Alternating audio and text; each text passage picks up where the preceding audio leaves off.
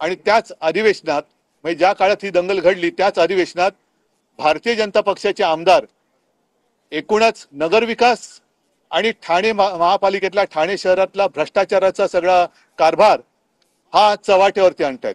म्हणजे नेमकं भांडणी दंगल आहे तरी कोणाची, हा एक विचार करण्यासारखा विषय की याच्या मागे हा निव्वळ योगायोग आहे का की नागपूरमध्ये बऱ्याच वर्षांनंतर दंगल घडते आणि सत्ताधारी पक्षातलेच लोक हे ठाण्यातल्या आणि त्यांच्या नगरविकास खात्यातल्या भ्रष्टाचाराची सगळी लक्तरं बाहेर काढतायत।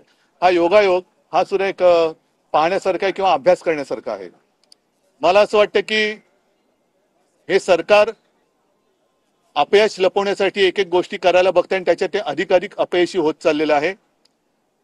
या सरकारच्या कारभाराचे ढिंडोडे हे दिवसागणिक सगळ्यांसमोर येत आहेत आणि ते केवळ काहीतरी वेळ मारून न्यायची म्हणून यांचा हा कारभार चाललेला आहे। बाकी याबद्दल कदाचित मी येत्या काही दिवसात आणखीन विस्ताराने बोलेन, पण तूर्त मला असं वाटतं की आता तरी ही सगळ्यांची दिशाभूल करण्याचा जो काय प्रयत्न सुरू आहे, थडगी उकरायची, आणखीन काय काढायचं, या सगळ्या गोष्टी थांबून जनतेने तुम्हाला जर खरंच बहुमत दिलं असेल, ज्याच्याबद्दल संशय आहे, लोकच विचारतात की असं कसं झालं, पण जर का जनतेने खरंच बहुमत दिलं असेल तर ते बहुमत सत्कारणी लावा, कारण संधी परत परत मिळत नसते। संधी मिळालेली आहे तर त्याचं सोनं करा, त्याचा चिखल करू नका, एवढंच सत्ताधारी पक्षाला माझं म्हणणं आहे।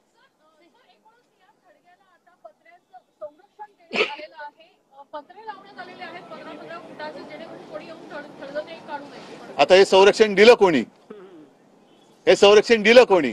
आणि मग जे उखडा म्हणणार आहेत ना, एकदा काय आम्ही तुम्हाला कालच बोलले, परवाच बोलले, उखडाचं तो उखडून टाका। कोणी शिवप्रेमी हा औरंगजेबाचा प्रेमी असूच शकत नाही, त्याच्यामुळे थडगा उकराचं जर जरूर उकरा, पण दुतोंडी भूमिका घेऊ नका। म्हणून मी परत एकदा राष्ट्रीय स्वयंसेवक संघाला खास धन्यवाद देतोय की त्यांनी तरी कान टोचलेत। आता हे टोचलेले कान किती काळापर्यंत उपयोगी पडतायत ते बघूया, का 30 तारखेनंतर परत आणखीन काहीतरी होईल हे सुद्धा पाहण्यासारखं असेल। पण मला खरं गेले 1-2 अधिवेशन आश्चर्य वाटत होतं की अधिवेशनात हा मुद्दा आला कसा नाही। दरवेळेला अधिवेशन आलं की हा मुद्दा काढला जातो, त्याच्यात नवीन काय? पण माझं काय म्हणणं आहे की शेतकऱ्याच्या ज्या काही चिता पेटतात त्याला जबाबदार कोण आहे? त्यांच्या माता भगिनी ज्या टाव फोडतायत, त्यांच्या मुली बाळी ज्या सांगतात की आमच्या वडिलांच्या आत्महत्या झाल्या, आमच्या वडिलांची हत्या झाली आहे, त्यांच्याबद्दल चौकशीचं काय? त्यांच्या चौकशीचं जसं देशमुखांची हत्या झाली, त्यांची मुलगी बोलते की बाबा माझ्या वडिलांच्या हत्येचं काय? गुन्हेगारांना पकडणार, त्याच्या